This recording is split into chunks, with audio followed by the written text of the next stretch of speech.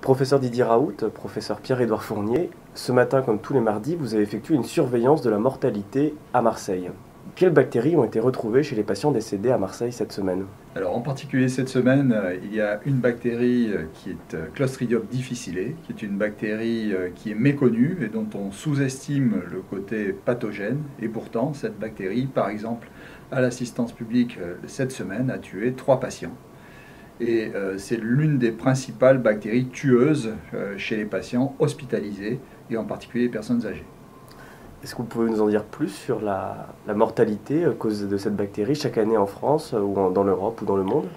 Si on regarde dans le monde, il y a une étude très importante qui est publiée tous les ans dans le Lancet, qui s'appelle Global Burden, qui analyse les causes de mort dans l'ensemble du monde.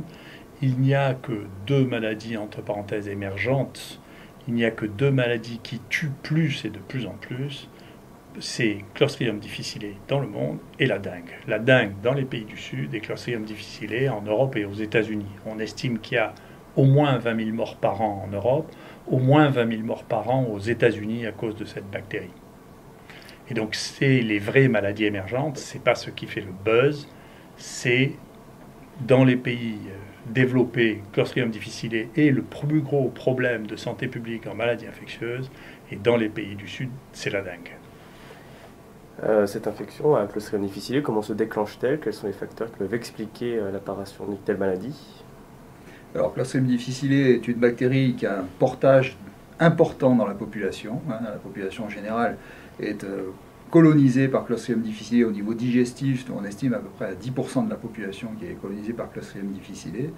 Et ce sont les antibiotiques, les antibiothérapies qui sont données souvent chez des personnes âgées, et en particulier les bêta-lactamines, notamment les céphalosporines ou les fluoroquinolones, qui vont, pour différentes raisons, et notamment elles vont déséquilibrer la flore digestive, mais ce n'est pas la seule raison, qui vont déclencher, favoriser le développement de cette bactérie qui est résistante à ces antibiotiques. En particulier en ville, le Ciflox et la rocéphine, qui sont donnés assez facilement dans des infections urinaires, sont des grands pourvoyeurs de colite à Clostridium difficile. La mortalité des infections à Clostridium difficile varie en fonction de la souche de Clostridium difficile et peut aller de 5 à 10% jusqu'à 50% des cas. Et actuellement, il y a des stratégies de prise en charge, en particulier la greffe fécale dont on a déjà parlé, qu'on pratique ici, qui permet d'améliorer de manière très significative le pronostic. Mais il y a encore trop de patients qui sont traités un peu partout, dans les EHPAD, etc., pour lesquels il y a une mortalité importante. Pour vous donner un exemple, en 2013, il y a eu une épidémie à Marseille d'infection à Clostridium difficile causée par une souche particulière qui était la souche 027. C'est une souche hyper virulente. Et nous avons diagnostiqué 140 cas sur une période très très courte dans la région marseillaise, 140 cas d'infection à Clostridium difficile, avec une mortalité initiale de l'ordre de 50%. Donc ce qui a été un facteur d'alarme, et donc ça a nécessité la mise en place de mesures de protection et de mesures thérapeutiques particulières, et notamment la mise en place de la greffe fécale, qui a réduit brutalement la mortalité de 50% à moins de 5%. Donc ce qui a été très important. Et pour vous donner un exemple de la contagiosité de cette bactérie, sur les 140 cas qui ont été diagnostiqués à Marseille, 60 sont survenus dans un seul EHPAD, donc avec une transmission interhumaine très importante de patient à patient, mais aussi de patient à patient par l'intermédiaire du personnel soignant. Et pour conclure, est-ce qu'il serait possible de comparer cette mortalité, la quantité de morts induite par la bactérie Clostridium difficile, avec la quantité de morts induite par d'autres bactéries ou d'autres virus dont on entend beaucoup parler aujourd'hui?